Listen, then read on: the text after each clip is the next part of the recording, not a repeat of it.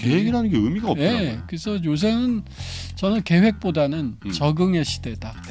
대응의 시대다. 이렇게 얘기하고 싶습니다. 예전에는 치밀한 계획, 시간이 좀 오래 걸리더라도 온갖 리소스를 다 더하고 회사로 치면 에이스들을 총동원해가지고 컨설팅 펌 자문 받고 그래서 5개년, 10개년 그러니까. 비전 2020 막 이제 이런 거 만들어서 대신 결정되면 간다. 그리고 이제 쫙 역량을 모아서 가야 되는. 그러니까. 근데 이게 그게 불가능해진 시대고요. 가능하다 할지라도 계획 세우는 1년 동안 다 바뀌어 버려 있어요. 그러니까 이제는 오히려 다양한 선택지를 앞에 두고 계속 적응해 나가는 그런 시대가 온 거 아닌가. 저는 이제 트렌드 연구하니까 트렌드하다는 게 뭘까요? 이렇게 질문하시면 저는 아주 공식처럼 대답합니다. 자신의 성공 체험을 부인할 줄 아는 능력이 진정한 트렌드다. 그렇게 얘기합니다. 자, 3프로TV 시청자 여러분 그리고 팟캐스트 경제 신과 함께로들 많이 들으시죠? 청취자 여러분 그리고 전국의 또 지구촌 곳곳에서 3프로TV 많이 찾아주시는 우리 투자자 여러분 신과 대화 시간으로 여러분 만나 뵙는데요. 드디어 이분이 나오셨네 이러실 분을 오늘 모시겠습니다. 10월쯤 되면요. 전국의 서점에 가장 핫한 아이템이 돼서 그 다음에 한 2월 어간까지 이 저희도 책을 냅니다만은 맨 위에 항상 있는 그 책 벌써 올해로 15년째 출간되고 있는 책이죠. 대충 아시죠 이제 트렌드 코리아 대표 저자라고 해야 될까요? 이제는 뭐 트렌드 코리아 팀이 제가 듣기에는 박사님들만 한 10분 되고 또 석사분들이 한 10분 또 자원봉사자가 한 200분 정도가 함께 힘을 맞춰서 그렇게 만드는 책이라고 그래요. 여러분 잘 아시는 서울대학교 소비자학과의 김난도 교수님 모시겠습니다. 어서 오세요 교수님. 안녕하세요. 반갑습니다. 아유 근데 3프로TV가 거의 5년 됐는데 처음 모신다는 게 사실 저도 이거 어떻게 이렇게 됐지 이런 생각을 좀 했어요. 감히 제가 나올 그 주제가 아니죠. 이렇게 인기 있고 참 구독자 많으시고 훌륭한 컨텐츠 많으신데 제 영광입니다. 교수님께서 방송을 잘 안 하시기로 유명하시죠. 그런 건 아니고요. 이렇게 늦게나마 모시게 돼서 영광이고요. 그런 신조어들을 굉장히 많이 만드셨죠. 트렌드 코리아. 제가 기억나는 것만 해도 몇 개씩 되는데 뭐 대표적인 거 몇 개 기억나는. 제일 유명한 건 언택트. 언택트는 저희가 트렌드 코리아 2018에서 저희가 장명한 키워드고요. 무슨 무슨 몽키도 있었던 것 같은데. 그 몽키바라고요. 몽키바. 원숭이해에 몽키바 그때 좀 경제가 안 좋았어요. 그래서 맞아요. 정글짐 같이 이렇게 막 몽키바처럼 얽히고 설킨 그 경제 환경을 잘 살아남아 보자 그런 취지로 몽키바라고 했고요. 추거를 이렇게 또 하셔가지고 그래서 이게 이 독자이면서 또 한편으로는 저희도 뭐 트렌드에 대한 이 컨텐츠도 만드는데 이 트렌드 코리아만큼은 논외로 해야 되겠구나. 그런 건 아니고 저희 영역이 다르니까요. 올해는 어떤 트렌드가 제일? 올해는 저희가 이제 토끼띠여서요. 추거 이제 요약은 어크로님이라고 하는데 어크로님은 래빗 점프, 토끼의 도약. 지금 경제 어렵다 그러고 뭐 경제 위기설도 있고 그런데 웅크렸다가 토끼처럼 활짝 뛰어오르자 그런 취지에서 래빗 점프라고 했고요. 10개 키워드가 있는데 저희가 이제 키워드 결정하는 회의를 한 2주, 3주에 걸쳐서 한 5번, 6번 하거든요. 하루 종일씩. 그 팀원들하고. 팀원들하고요. 처음에 이제 자원봉사자들하고 같이 하고. 근데 그래서 이제 마지막 날 10가지 다 결정하면요. 별도로 누구를 1번으로 내세울까? 차 한 잔 마시고 나서 이제 머리를 비우고 다시 한번 토의하거든요. 왜냐하면 이제 1번 키워드가 제일 중요하고요. 제일 중요하죠. 그리고 또 이제 좀 다른 키워드에 별이가 된다 그럴까요? 조금 그 회의 핵심이 되는 키워드 정해서 굉장히 다시 한번 경론이 벌어지는데 금년에는 싱겁게 끝났습니다. 회의 시작한 지 5분도 안 돼서 뭐예요? 평균 실종으로 하지요. 거의 만장일치로. 평균 실종. 우리 이제 시장이 평균적인 평균이 되려면 그러고 보니까 그러네요. 네, 정규 분포가 돼야 되잖아요. 네. 근데 요새 정규 분포가 이루어지는 시장이 별로 네. 오히려 없는 것 같다. 제일 대표적인 게 양극화. 네, 굉장히 양극화는 이렇게 쌍봉인데 그렇죠. 평균 내면 제일 낮은 값이란 말이에요. 맞죠. 그러니까 이제 네. 최빈치가 아니고 저는 또 단극화라고 네. 한쪽으로 확 쏠리는. 네. 우리가 예전만 해도 인터넷 처음 할 때 우리 엠파스, 그렇죠. 라이코스, 야후 이런 대안들이 많았습니다. 네, 그런 사실 많이 썼는데 지금 뭐 구글 이런 네이버 이런 이제 네. 압도적인 플랫폼들이 최근 들어서 뭐 여러 가지 사회 이슈 때문에 야 이렇게 너무 독점하네 이런 이슈들도 좀 근데 불거져 저는 나오긴 뭐 했는데 사실은 필연적이라고 봅니다. 네트워크 파워는 몰릴수록 그 제곱에 비례한다고 그러거든요. 네. 그러니까 뭐 2위가 참 따라가기 어려운 그러니까. 그런 시장이고 세 번째는 저희가 N극화 또는 다극이라고 예. 표현하는데 각자 다 다른 상황이죠. 예. 취향들이 싹 다 다르면 뭐 그 평균 내봐야 뭐 그냥 그 중에 한 명만 대변할 수 있을 뿐이죠. 그렇군요. 그래서 시장이 평균을 잃고 있다. 네, 그래서 진짜 말씀하시니까 근데 이게 참 그런 것 같아요.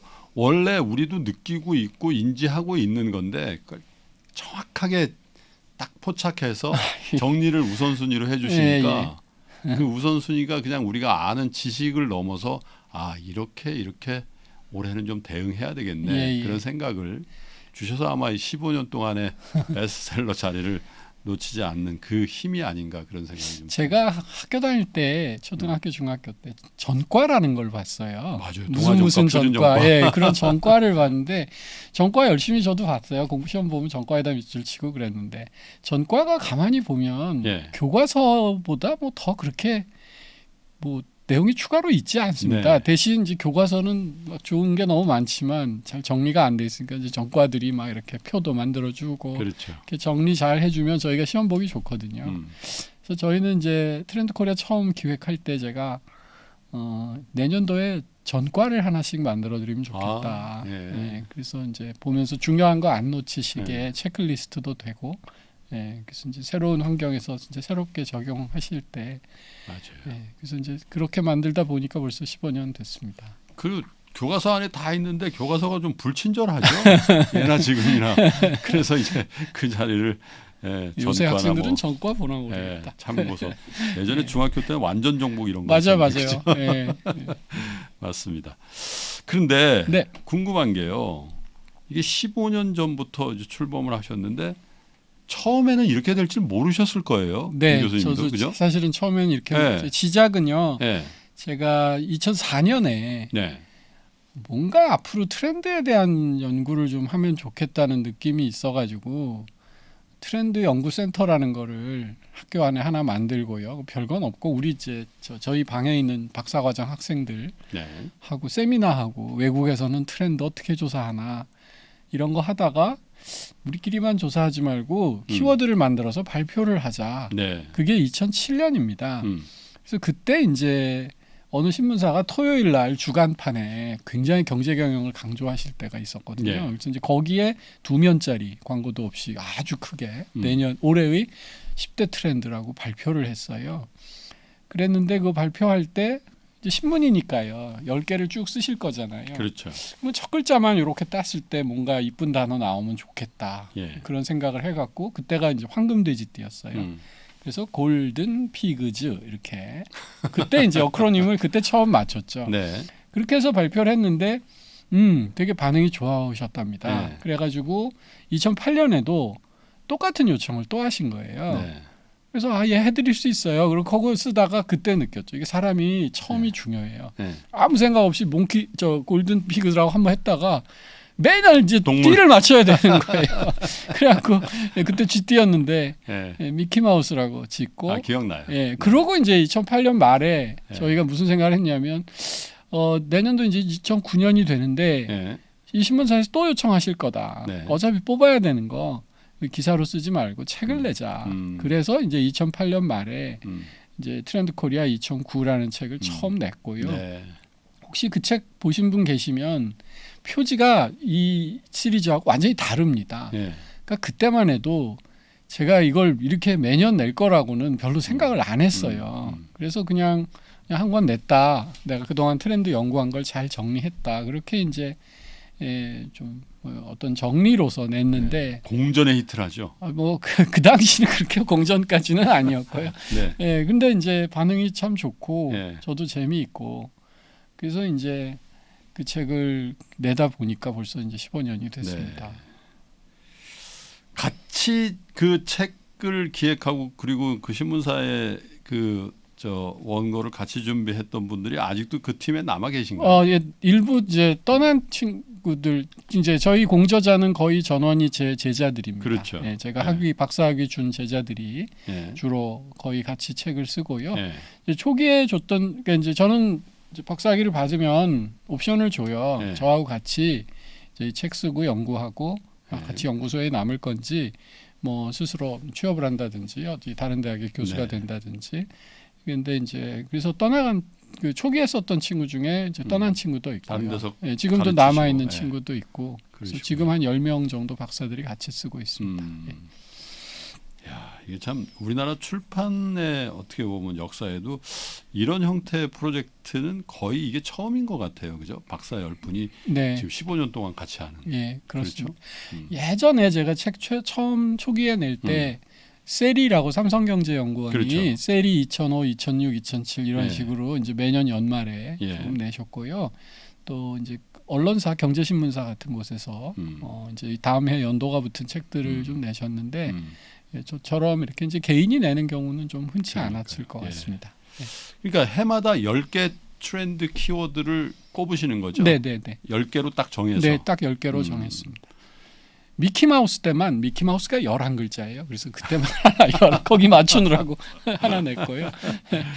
그 10개 중에 그 10개 중에 그러니까 15년 하셨으면 10개 곱하기 15년 150개죠. 사실은 두 해 신문사에 낸 거 치면 170개죠. 그러네요. 통틀어서 통틀어서 김난도 교수님께서 생각하실 때 와, 그거는 정말 그때 그거 정말 이거 하나만 꼽자면 사회적으로 제일 유명해진 건 뭐 역시 언택트입니다. 언택트란 말은 뭐 콩글리시라고 좀 비판도 받았습니다만은 한국 사람이 만들었으니까 콩글리시겠죠. 그저께 그 옥스포드 사전 편찬하시는 분하고 면담을 했어요. 그 옥스포드에 우리 오빠, 아줌마 이런 단어 한국 말들이 영어 사전에 오르잖아요. 그래서 이제 내년에는 언택트 한번 올라갈 수 있지 않을까 뭐 검토하시겠다. 그래서 제가 굉장히 좀 즐거웠는데 언택트는 사실은 2018년도에 저희가 17년에 만든 키워드죠. 그때 보니까 키오스크가 갓 생기기 시작했어요. 그리고 또 이 앱으로 주문하는 게 조금씩 보이기 시작했어요. 근데 이제 그 해부터 이제 최저임금이 많이 오르기 시작했거든요. 이제 그렇다면 이제 저런 형태의 거래가 앞으로 많아지겠다. 그래서 이제 적절한 말을 짓자.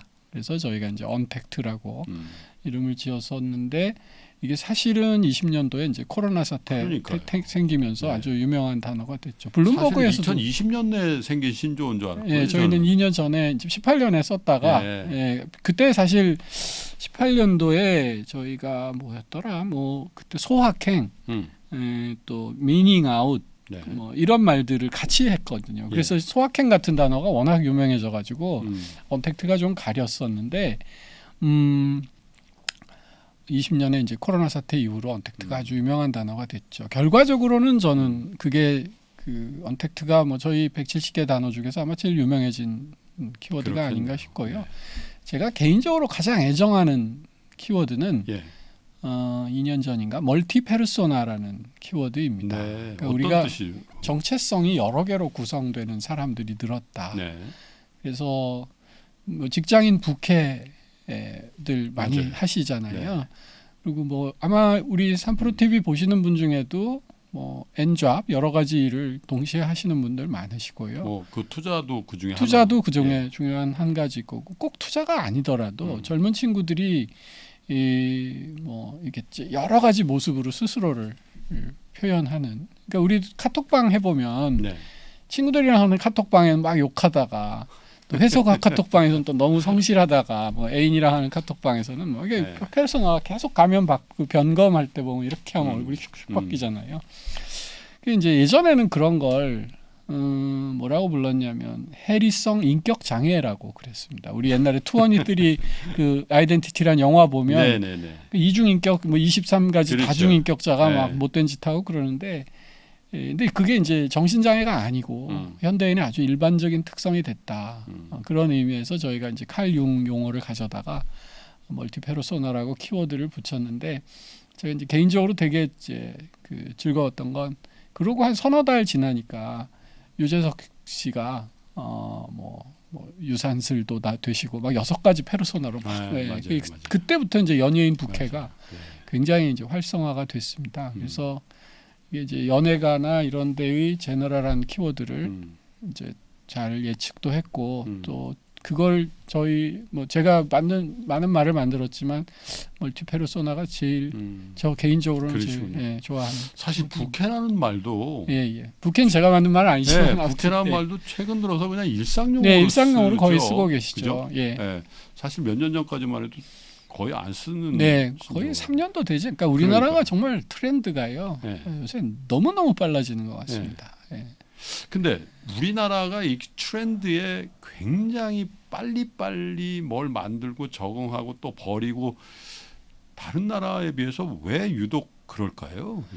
저희는 글쎄요, 저도 참 이런 나라가 없는 것 같고요. 제일 대표적인 게 이제 일본하고 대조가 많이 되는데 일본은 아직도 팩스 쓰고 도장 찍고 도장도요. 하물며 이렇게 45도로 눕히더라고요. 뭐 도장 찍는 로봇을 만들까 그런 생각하는 분들인데 우리는 그러니까 일본은 사실 변화에 되게 이제 좀 저항성이 높고 그러니까 옛날처럼 이렇게 아날로그 경제에서 한 가지를 기습한다고 그러잖아요. 목숨을 걸고 한 가지만 한다. 그러니까 이제 이런 패러다임에서는 그런 일본식의 어떤 패러다임이 경쟁력이 있었다면 이렇게 이제 디지털화되고 매년 뭐 정신을 차릴 수 없이 바뀌는 시기에는 우리나라 같이 변화에 적극적으로 수용하고 지향하고 공부하고 뭐 우리 3프로 TV도 대표적인 얘기했죠. 근데 저도 요즘 그런 얘기를 좀 하거든요. 제가 이제 50대 중반인데 딱 제 나이가 은행이라든지 대기업에서 명퇴를 할 맞습니다. 거냐 임금 피크를 할 거냐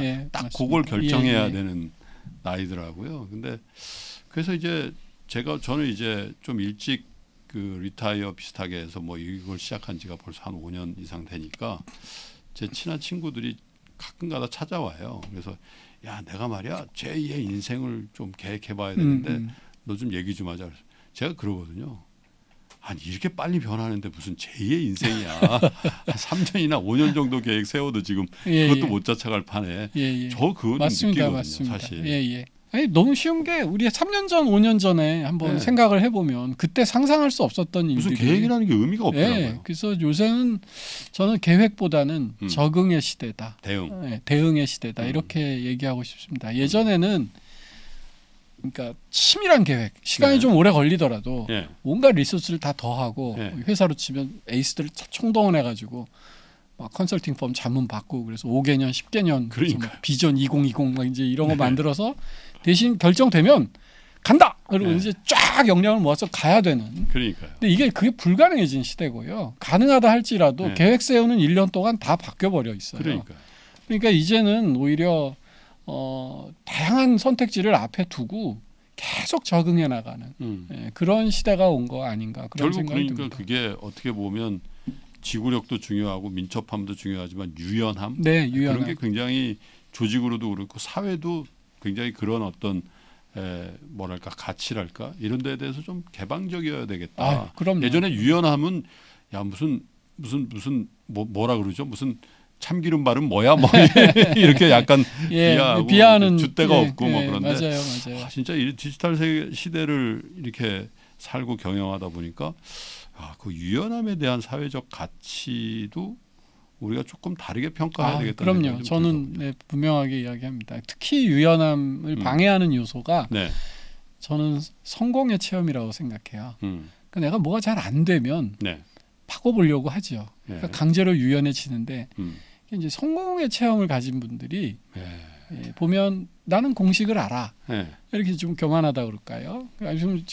좀 일반화 시키는 거죠. 그래서 유연하게 뭔가 바꾸려는 거를 이제 저하게 만드는 이제 그런 경향이 있는데, 그래서 저는 이제 트렌드 연구하니까 트렌드하다는 게 뭘까요? 이렇게 질문하시면 저는 아주 공식처럼 대답합니다. 자신의 성공 체험을 부인할 줄 아는 능력이 진정한 트렌디다. 네, 그렇게 얘기합니다.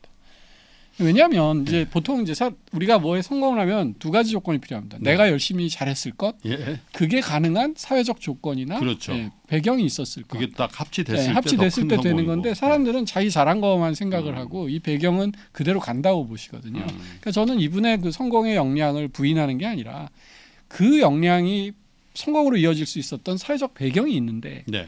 이 배경이 달라졌단 말이죠. 그러면 이 역량이 여기서 적용이 될지 안 될지 새로운 환경에서 알 수 없거든요. 그러니까 한번 보자. 그래서 자기 성공 체험에서 벗어날 수 있는 것이 진짜 유연함이고 트렌디함이다. 아마 전 투자 잘 모르지만 투자에서도 제일 위험한 게 과거의 성공 체험이 아니었을까, 뭐 그런 생각합니다. 그런 것 같아요. 저만 하더라도요. 주식 투자를 30년 정도 했는데 사실 부끄러운 일이지만 바이오 산업에 대한 투자를 거의 안 했거든요.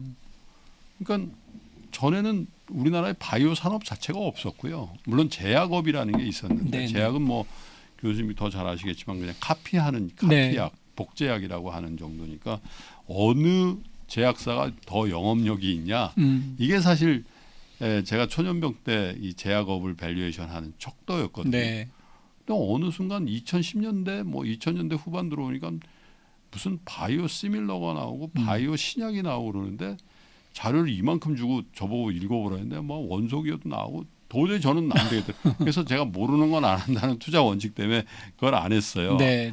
그러고 보니까 야, 내가 모르는 걸 안 한다라는 그 원칙을 지키면서 그게 나의 줏대인 줄 알았는데 어마어마한 투자의 기회를 통으로 제가 날려버렸더라고요. 네. 적응했어야 되는데 그래서 그런 생각도 좀 들고 어쨌든 지금도 사실은 그러고 있는지도 모르겠다 이런 생각인데 삼프로TV도 사실 어떻게 보면 아까 교수님께서 말씀하셨듯이 뭐 저희 3%가 열심히 한 것도 물론 있죠. 예. 그런데 세상의 트렌드가 비교적 저에게 우호적이었던 것 같긴 해요. 저희가 2021년에 새 키워드로 그것도 아주 2번인가 3번에 자본주의 키즈라는 키워드를 제안을 21년에 했습니다. 그러니까 이제 사실 옛날에는 이렇게 주식이든 투자를 전 국민의 관심사는 아니었고요. 그러니까 여의도에 계신 일부 투자자분들의 그리고 중년 남성들의 전유물 중년 남성의 전유물이었는데 그때 보니까 이게 이제 확산될 조짐이 너무 크게 보이는 거예요. 그래서 이제 자본주의 키즈, 자본주의 세례를 받아서 투자하고 돈 불리는데 전혀 꺼리낌이 없는 그런 새로운 세대가 도착하고 있다. 그리고 저희가 연이어 비슷한 키워드를 2년 내지 않습니다. 근데 22년에 머니러쉬라고 바로 그냥 비슷한 거 그냥 냈죠. 이거 좀 비판을 받더라도 이거 너무 중요해서.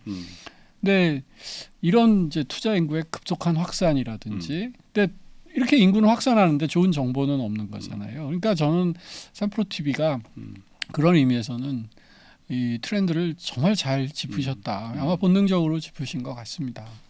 저도 이제 무슨 공부를 하면서 컨텐츠와 마케팅에 관련된 공부를 좀 해봤거든요. 네. 그래서 정말 의외였어요.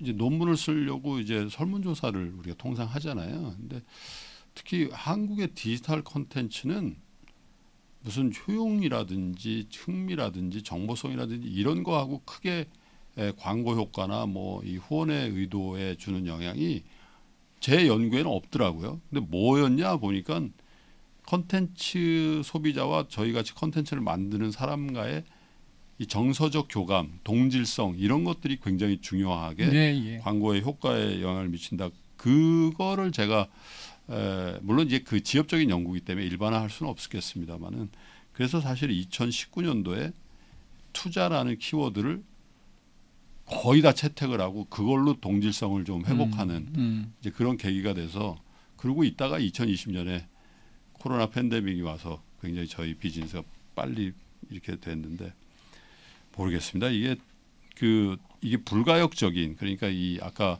자본주의 퀴즈라든지 머니러시가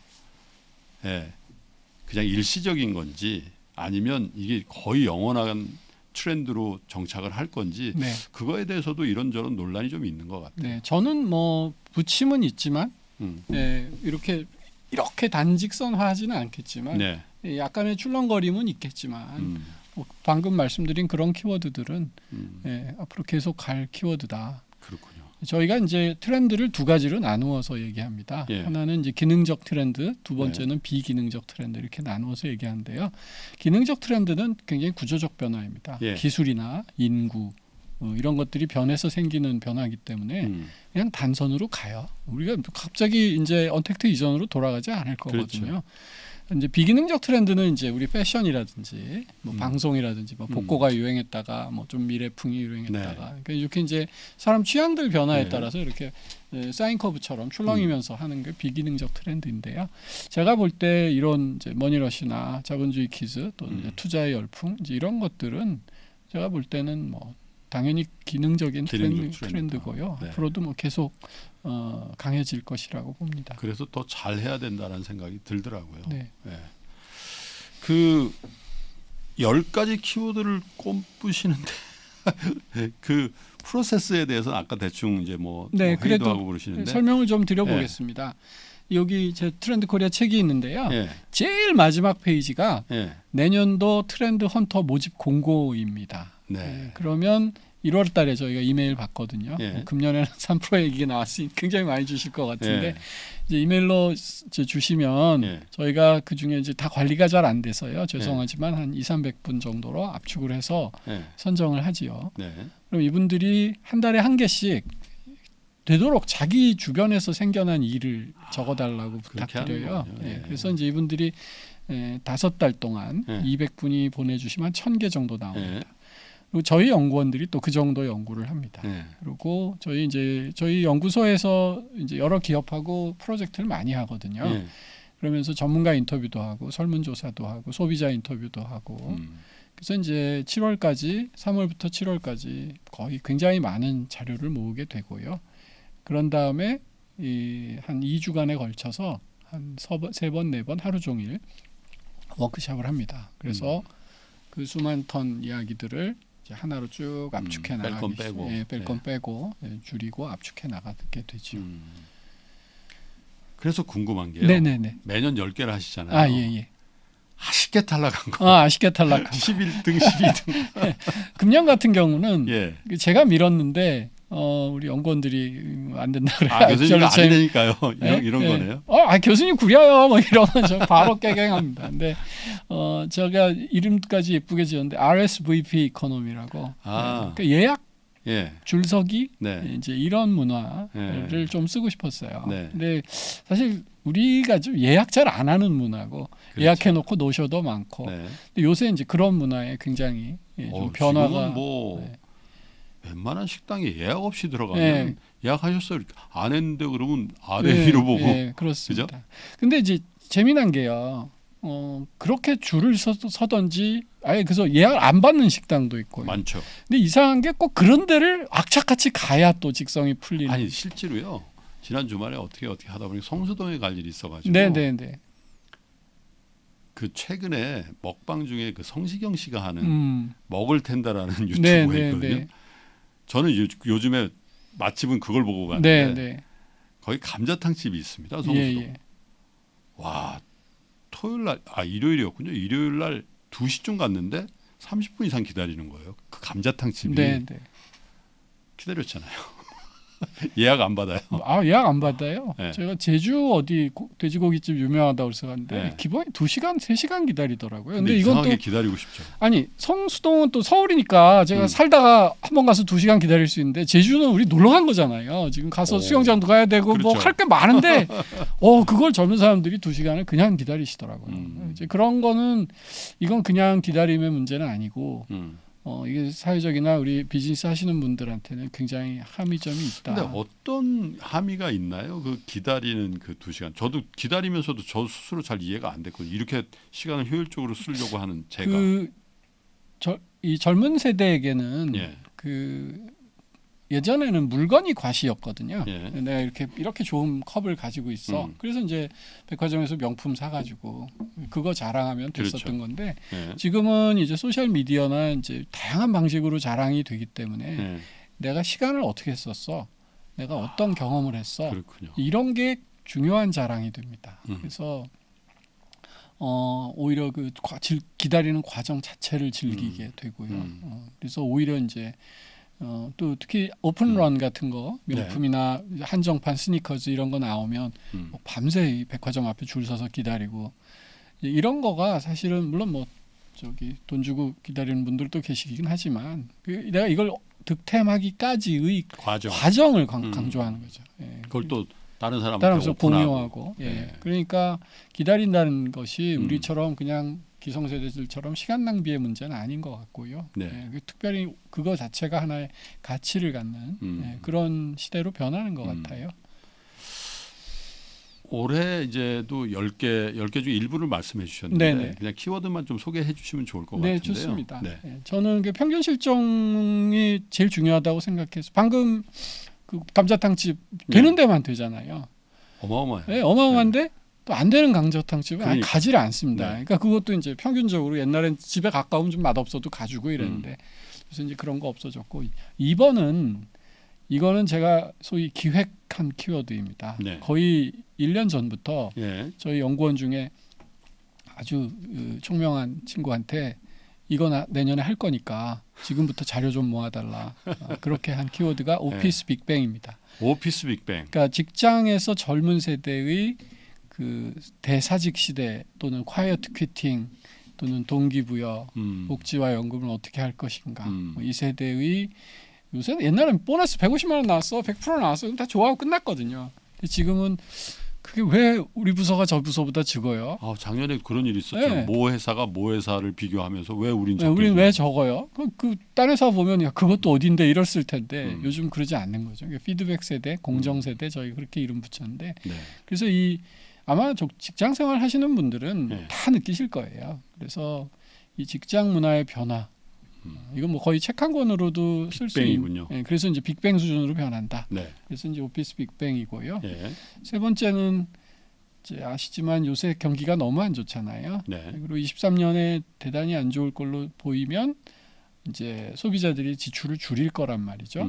그런데 이 지출을 줄일 때 조금 다른 것 같아요. 저는 교복 입었고 다녔는데 여기 가슴에 우리 항상 뭐 쓰게 했어요. 그래서 저축증대, 무슨 소비 절약, 근검 절약, 국산품 애용 이런 거 붙이고 다녔거든요. 그거 선도부가 또 안 달고 그다음 때리고 막 그랬는데 그게 요약하면 뭐냐면 너의 욕망을 자제하라. 이게 메시지였던 것 같아요. 그리고 우리 배운 게 뭐 마시멜로 이야기, 뭐 너 욕망을 자제하면 너 성공한다. 근데 요즘은 욕망을 줄이라고 하지 않고요. 네 욕망을 어떻게 하면 가장 최적의 수단으로 충족시킬 수 있을지 그 방법을 찾아내라. 많은 희생을 하지 않고. 네, 많은 희생을 하지 않고. 그래서 요새 이제 플랫폼도 잘 발달해 있고요. 또 이 컨슈머 리터러시라고 그럴까 아는 게 많아요. 그러니까 아주 다양한 방법을 통해 가지고 이제 절약을 하는 그런 소비자를 저희가 이제 체리 피커라는 말 있잖아요. 근데 체리 피커는 약간 좀 얌체 같고 그런 사람 피해야 될 것 같은 인식 뉘앙스가 있다면 그게 아니라 이게 이제 일반화된 소비 패턴이다. 그런 취지에서 저희가 수머라는 이름을 어미를 붙여서 체리 수머라고 그렇게 해서 이제 컨슈머에서 컨슈머에서 체리 피킹하는 컨슈머 좀 그런 느낌이지요. 그 다음은 인덱스 관계라는 키워드인데요. 저희는 이제 우리 고등학교 선배님 또는 뭐 교회 같이 다니는 친구, 뭐 학교 다닐 때 동아리 같이 한 이런 사람이 평생 친구잖아요. 그렇죠. 근데 요새 젊은 사람들 보면 줌에서는 얘랑 친하고, 젠리에서는 얘랑 친하고, 카톡에서는 얘랑 친하고, 인스타그램에서는 얘랑 친하고, 페이스북에서는 얘랑 친하고. 그러니까 관계가 이 기성세대하고는 비교할 수 없을 만큼 복잡합니다. 그 카카오톡 쓰시는 분 많으신데 거기 멀티 프로필이란 기능이 있거든요. 있어요. 그래서 프로필을 내가 친한 사람하고는 재미난 프로필하고 모르는 사람한테는 때로 답이 늦음 뭐 이렇게 해놓는 거예요. 그러니까 이제 인덱스를 붙이는 거죠. 네. 그래서 파일 정리하듯이 인간관계에도 인덱스를 막 붙인다. 이런 취지에서 저희가 인덱스 관계라는 키워드를 만들었습니다. 그리고 그 다음은 아까 이제 체리 슈머하고 이제 좀 조응하는 키워드인데요. 그래서 고객들이 이렇게 아끼지만 또 사고 싶다고 필 받으면 아까 말씀드린 대로 줄 서서 사거든요. 그렇죠. 어떻게 하면 줄 서서 사는 상품을 만들 것인가? 그래서 이거는 아까 인덱스처럼 이렇게 최신 트렌드라기보다는 저희가 제조업을 중심으로 그 신규 새로운 고객이 열광하는 상품을 기획할 네. 수 있는 저희가 체크리스트를 하나 만들었어요. 그래서 그거를 이제 통칭해서 뉴 디맨드 전략이라고 이름을 붙였습니다. 그래서 어떻게 하면 멀쩡한 제품을 교체 수요를 불러일으킬 것인가? 네. 어떻게 하면 전에 없던 상품을 기획해서 고객이 열광하게 할 것인가? 뭐 이제 그런 사례들을 많이 수집한 네, 그런 키워드입니다. 그래서 이거는 좀 아까 진짜 전과라고 말씀드렸는데 전과처럼 신제품 개발 전략을 저희가 한번 정리해보고 싶었고요. 네. 그 다음은 이제 아주 젊은 사람들 트렌드를 하나 찾아봤는데요. 디깅 모멘텀이라는 키워드입니다. 이건 저희가 신조어로 만든 건데 디깅은 하나를 깊게 판다는 것입니다. 예. 그래서 뭐 일본 말로 하면 오타쿠, 우리 말로 덕후, 덕질 이런 게 있는데 오타쿠는 좀 뭐랄까요, 주변과 자기를 유폐시키고 네. 방 안에만 히키코모리라고 좀 그러죠. 부정적이죠. 예, 좀 부정적이죠. 네. 근데 디깅은 그런 게 아니고 네. 적극적으로 다른 사람하고 소통하고 자랑하고 교류하고 함께 뭘 하고 네. 이제 그런 트렌드들을 모아가지고 저희가 이제 디깅 모멘텀이라고 이름을 정했습니다. 그리고 이제 다음 키워드는 저희가 세대를 하나씩 잡아가지고 네. 매년 이제 내년에 제일 주목해야 되는 세대를 좀 소개하고 그런 내년은 거죠. 어딘가요? 내년은 저희가 뽑은 건 알파 세대입니다. 네. 알파는 2010년생 이상 네. 이후 태어난 친구들. 2010년생이 지금 초등학교 6학년이고요. 네, 알파 세대의 최연장자이신데 이분들이 이제 내년에 중학을 가십니다. 그런가요? 세상 고민을 다 짊어지게 되시겠죠. 그래서 그동안 MZ 세대라고 보통 이제 20대까지만 굉장히 초점을 맞춰서 연구하셨는데 여기가 사실 알파 세대가요. 아직 뭐 자체로는 시장이 미미하지만 부모들의 교육이라든지 또는 자신들의 어떤 그 소비 생활이라든지 이게 네. 이제 주목할 만한 것 같아요. 그래서 알파 세대가 온다라는 제목으로 저희 이 키워드는 뭐 사실 설문조사 결과도 별로 없고 그래서 저희가 막 공들여가지고 어머니들 뭐 이런 분들 모셔가지고 좌담회도 하고 그래서 정말 나름 조사를 많이 했습니다. 그래가지고 이 알파 세대의 특징이 뭔가 저희가 이제 조사를 했고요. 그 다음이 이제 저희가 또 그 10대 키워드 중에 꼭 한 개는 기술 키워드를 넣습니다. 네. 이게 트렌드가 빨라지는 이유는 결국은 이제 기술이 항상 동력이니까요. 그 언택트도 사실은 그런 일환에서 저희가 고른 것입니다. 기술적인 측면에서의 세상의 변화다. 예. 근데 이제 저희는 뭐 3D 프린팅, 막 5G 이런 식으로 어떤 개별 기술을 고르지는 않고요. 여기서 뭐 메타버스 이런 걸 선정하지는 않습니다. 대신 어떤 테마랄까, 방향이랄까 이런 종류의 기술이 중요하지 않겠냐. 이제 이런 취지로 말씀드리는데 그게 이제 옛날에 18년에는 언택트였고요. 네. 20년에는 저희가 CX라고 커스터머 익스피리언스 네. 예, 이제 그런 식으로 하나씩 테마를 주는데 이번에는 선제적 대응 기술이라고 프로액티브 테크놀로지 저희가 이름을 줬는데요. 그러니까 쉽게 말하면 그 사용자가 기술에게 명령을 주기 전에 이 기술이 맥락을 이해하고 미리 저한테 솔루션을 주는 거죠. 요새 자동차는 우리 이제 운전하고 가다가 3호터널 딱 들어가면 야야 공기 나빠 창문 올려 그러면 막 창문 올리고 그랬거든요. 예전에 그랬는데 네. 요새는 얘가 GPS로 자동차가 딱 인식을 한 다음에 터널 들어가니까 내가 환기구 닫겠습니다. 지가 닫아요. 그리고 나오면 열어주고 이런 거는 이제 네가 아마 맑은 공기를 원할 거야. 터널 안에서는 이걸 닫기를 원할 것 같아. 이제 이렇게 하고 선제적으로 이제 기술이 제공을 하는 거죠. 네. 그래서 이제 그런 게 선제적 대응 기술이고 지금 몇 개 하신 거죠? 8개 했습니다. 2개가 남았고. 예, 2개 남았는데 하나가 마지막은 공간력이라는 키워드입니다. 이거는 저희가 이제 인데믹 상황을 좀 염두에 둔 것이고요. 우리 예전에 아마존아이제이션, 뭐 리테일 어퍼컬립스 네. 이런 단어들이 있었잖아요. 그래서 이제 오프라인의 소매 공간은 이제 다 죽을 것처럼 그렇게 말씀하셨는데 여기 파크원에 계시니까 잘 아시겠습니다만 더현서 같은 어마어마한 사람들이 몰려들거든요. 젊은 분들. 그래서 저는 그렇게 생각했어요. 사람들이 앞으로 공간은 죽는다 이렇게 말하는데 죽는 건 공간이 아니라 지루한 공간이다. 여기 사실 여의도가 백화점 입지로는 그다지 좋은 곳이 아니거든요. 예전에는 뭐 여기 퇴근 시간 되면 썰렁했었죠. 그럼요. 주말에 아무도 없고요. 그럼요. 여의도 백화점 생겼다가 바로 망하고 그랬는데 저는 그렇게 생각합니다. 가볼 만한 가치가 있으면 어디든 간다. 그러니까 성수동도 가는 거고요. 그러니까. 여의도도 오는 거고. 하지만 재미없으면 바로 옆에 있어도 안 간다. 왜냐하면 온라인이 되니까요. 요즘 강남 쪽에 약간 그런 빈자리들이 좀 생기는 것 같아요. 특히 일면도로 아주 옛날에 좋았던 도로들이 그러니까요. 상권이 그냥 텅텅 비는 경우가 많고요. 오히려 막 찾아갈 수 없는 그런 곳에는 힙한 곳이 있으면 다 지도 보고 저 서울 강북에 뭐 을지로 같은 이런 데들 을지로에 지도 없으면 못 찾아갑니다. 그러니까. 근데 그렇게 해서라도 가거든요. 간다 이거죠. 파킹도 안 되고. 주차도 안 되고 그죠? 근데 그래서 제가 이제 사람을 모으는 공간의 힘은 어디서 나오는가? 그걸 이제 쓴 게 공간력입니다.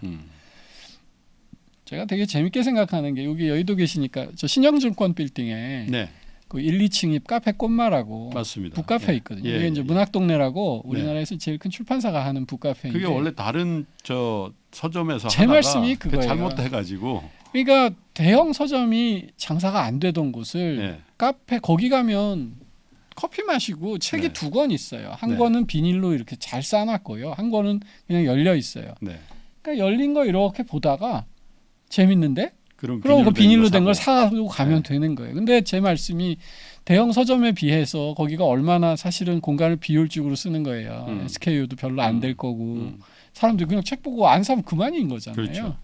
근데도 여기가 훨씬 비즈니스가 잘 된다. 그러니까 공간은 근데 왜냐하면 예전 같은 그런 개념의 대형 서점은 온라인으로 얼마든지 모바일로 살 수 있잖아요. 그러니까 이제 적어도 임대료를 내는 공간이 되려면 그런 매력과 경험을 줘야 한다. 이제 하는 거에 공간력이라는 키워드고요. 마지막 키워드가 네버랜드 신드롬이라고 붙였는데 네버랜드는 아시다시피 그 피터팬이 사는 곳입니다. 피터팬은 나이 들기를 거부하는.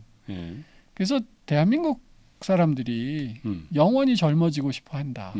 그런 트렌드를 좀 추적한 그런 키워드입니다. 그걸 합치면? 합치면 레빗 점프가 되는 레빗 거죠. 점프. 이게 내년이 검은 토끼예요? 네, 개묘년. 그렇군요. 제가 개묘년생입니다. 축하드리겠습니다. 축하는 아니고요. 곱하기 몇인가. 그 중에서 저 제일 빨리 가는 건 역시 넘버 원 그 아까 뭐라 그러셨죠? 평균 실종. 평균 실종. 저도 10가지 듣는데 평균 실종이 가장 마음에 와 닿으시죠. 아마 2023년을 표상하는 키워드 중에 우리가 가장 많이 회자할 만한 그런 키워드가 아니었나 그런 생각이 드네요. 어쨌든 사실 오늘 뭐 책 광고 하려고 우리 교수님 모신 건 아닌데 제가 너무 궁금해가지고 사실 아직까지 못 읽어가지고 트렌드 코리아 2023에 살짝 제가 팀입자가 돼서 엿보기를 좀 해봤습니다. 자, 교수님하고 이렇게 대화를 나누다 보니까 벌써 뭐 시간이 그냥 정말요? 그냥 얘기를 해도 뭐 2시간, 3시간도 계속 할 수 있을 것 같아요. 저는 괜찮습니다. 그래도 다음 스케줄도 있으시고. 근데 요거는 좀 조심하시면 좋을 것 같다. 어떤 거요? 우리 시청자 여러분들도 투자를 하시던 비즈니스를 하시던 아니면 직장생활 하시던 내가 보니까 2023년도 요거 좀 주의해봐. 요런 거는 조금 직장생활할 때 인간관계든 뭐든 어떤 측면에서는 한 가지만 조언을 주시면. 그 오피스 빅뱅 쓰면서 느낀 건데요. 부장님들 이상 임원님들이나 이런 분들 다 저만 만나면 요즘 애들은 이상해. 왜 그런가 모르겠어. 우리가 신입사원 때 말이야. 밤을 못 새워서 안달이고 얼마나 회사에 충성하고. 집에 갔다 오겠다고 했고. 잠깐 다녀오겠습니다. 다 이랬는데 요즘에는 그런 근성이 없어. 그 참 좀 잘 가르쳐 저보고 그렇게 야단치는 친구들이 많고요. 반면에 젊은 직장인들을 만나면 예. 우리 부장님 상무님 너무 꼰대야 도대체 이해할 수가 없어. 네. 이제 자꾸 그러시거든요. 그래서 직장 내 세대 간 단절이 좀 심각하다 이런 걸 느끼는데요. 저는 트렌드 연구 17년 하면서 네. 느낀 게 뭐냐면 이상한 놈은 없다. 그분의 주어진 환경 또는 살아온 성장 배경을 보면 네. 그 양반은 가장 합리적인 선택을 내리고 있는 거예요. 내가 보기에 이상한 건 내가 자란 그 성장 배경과 이 양반의 성장 배경이 다르기 때문인 거죠. 네. 그래서 사실 생각해 보면 대한민국이 안 그래도 변화가 빠른 시대에 대한민국처럼 전 세계에서 빠른 변화를 본 나라는 없습니다. 그렇죠. 단언컨대 없습니다. 1950, 60년대 그 국민소득 100불도 안 되던 가난한 나라가 지금은 뭐 세계 뭐 거의 10위 안에 드는 손꼽히는 그렇죠. 물질적으로도 그렇지만 예. 정신적이나 가치관으로도 정말 큰 변화를 겪게 됐고요. 예. 인구 같은 게 이제 확 줄면서 우리 한 반에 60명이 2부제 수업하고 그랬잖아요. 맞습니다. 지금 한 반에 20명입니다. 선생님들이 애들과의 관계가 옛날하고 달라요. 그러니까 그것도 20반까지 있고 그랬어요. 예, 완전히 그 정말 귀한 자식들의 시대가 왔어요. 그러니까 생각이 다를 수밖에 없죠. 네. 그리고 그래서 이제 결론을 말씀드리면 상대방의 입장에서 생각할 수 있어야 한다. 저는 그 말씀을 꼭 드리고 싶습니다. 이거야 뭐 사실은 우리가 인간 인생을 사는데 가장 중요한 뭐 덕담이겠습니다만은 우리나라 같은 또는 특히 이런 트렌드 격변의 시대에는 다른 세대, 다른 사람을 이해하려고 할 때 내 기준으로 자꾸 잣대를 들이내면 정말 이상한 놈이고 나랑 상종을 못할 사람이지만 저 사람의 입장에서 그건 나이가 든 분이 젊은 분을 볼 때나 또 젊은 분이 나이가 든 분을 볼 때나 전 똑같다고 생각합니다. 그래서 그래요. 사실은 사회 구성원들끼리 좀 친하게 지내야 살맛도 나고 그 사회가 또 다른 사회에 비해서 조금 더. 근데 그게 참 어려워진 게요. 자기랑 다른 사람을 자꾸 만나야 그 공감이라든가 이해의 폭이 넓어지는데 현대 사회는 역설적이지만 그렇게 매체가 많아도요. 자기가 좋아하고 비슷한 생각을 가진 사람끼만 공명하도록 그렇게 알고리즘이 짜여져 있어서 같은 생각하는 사람들만 계속 더 보게 만드는 것 같아요. 예전에 우리 보면 TV 보고 신문 보고 잡지 보고 또 책 읽고 이랬잖아요. 네. 이거는 주어진 정보들입니다. 그러니까 나랑 다른 사람들도 할 수 없이 보게 되죠. 근데 지금은 자기 주도적이라고 할까요? 내가 원하는 기사, 내가 원하는 유튜브 채널, 내가 원하는 정보만을 취사 선택하게 되는데 한번 그렇게 선택하면 알고리즘이 계속 그런 쪽으로 해주니까 한쪽으로 계속 생각들이 몰리고 그래서 참 밸런스가 오히려 옛날보다도 안 좋아졌다니까요. 그러니까요. 그러니까 공감이 더 어려워진 시대죠. 그래서 저는 이런 시대일수록 이제 상대방 입장에서 생각할 수 있는 그 공감의 능력이 가장 중요하다. 이건 뭐 내년만의 문제는 아닐 것 같습니다. 근데 그 정보 획득의 어떤 밸런스가 무너지면 투자라는 관점에서도 정말 치명적인 실수를 하게 되는 케이스들을 많이 봤고 교수님은 뭐 예를 들어서 뭐 기성세대와 MZ세대 간의 어떤 그런 서로 상대방 이해하기에 대해서 말씀하셨습니다만은 사실은 우리 사회에 더 안 친해져 가고 있는 것들이 관계가 꼭 기성세대와 새로운 세대와의 갈등만 있는 건 아니고 남녀 간에도 있고 여러 가지가 있잖아요. 그래서 2023년도에는 대한민국 사회가 그런 척지는 사회가 아니고 조금씩 서로 이해하면서 서로 좋아하는 그런 관계의 시작점이 좀 됐으면 좋겠다. 그런 생각. 저도 전적으로 공감합니다. 친하게 지내고 싶은데 집에 가면서 계속 안 친해지는데 이런 생각을 하게 되는 경우에 별로 행복감을 못 느끼잖아요. 네, 사실. 그렇습니다.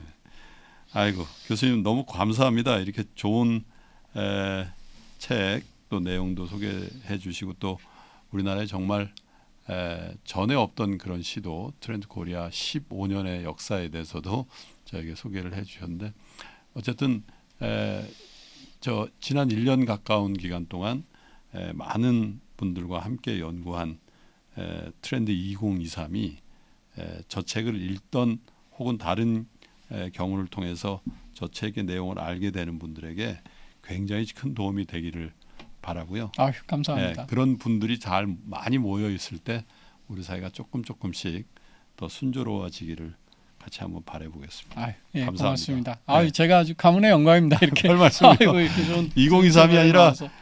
언제까지 계속 하시는 거죠, 이거? 제가 네. 처음 이게 그런 가을에 질문 많이 받으시죠? 많이 받았습니다. 네. 왜냐하면 이게 꼭 추석 연휴를 망쳐요. 음. 이게 추석 연휴 때 제가 막바지 작업을 하거든요. 그렇군요. 이제 친구들이 좀 나오라고 그래도 못 나가고 그러니까 도대체 너 이거 언제까지 할 거야? 그래서 네. 초반에는 네. 한 띠만 돌고 제가 그랬어요. 12년 이제 네. 돌면 근데 지금 이제 한 띠 돌고 두 번째 띠 돌고 있거든요. 예. 근데 이건 이제 과욕인지 모르겠지만 이제 트렌드 코리아가 저보다 오래 살았으면 좋겠다. 그런 생각을 합니다. 교수님도 오래 사십시오. 저는 뭐. 자, 건강하시고요. 네네. 다음 기회에 또 만나 뵙기를 희망하겠습니다. 예, 자주 불러주십시오. 네. 서울대학교 소비자학과의 김난도 교수님과 함께 했습니다. 여러분, 저도 오늘 처음 알았는데 검은 토끼의 해라는 거예요. 저하고 저의 짝지죠. 정프로가 사실 토끼티입니다. 사실 정프로가 진행했으면 더 재밌었을 법한 내용이었는데 어쨌든 여러분 트렌드 2023에 나와 있는 키워드 여러분 잘 한번 학습해 보시고요. 2023년도 여러분들의 해로 만드신 데 도움이 되셨으면 좋겠습니다. 자, 저는 또 다음번 신과 함께 때 인사드리기로 하고요. 오늘도 끝까지 시청해 주신 여러분 고맙습니다. 감사합니다. 예, 감사합니다.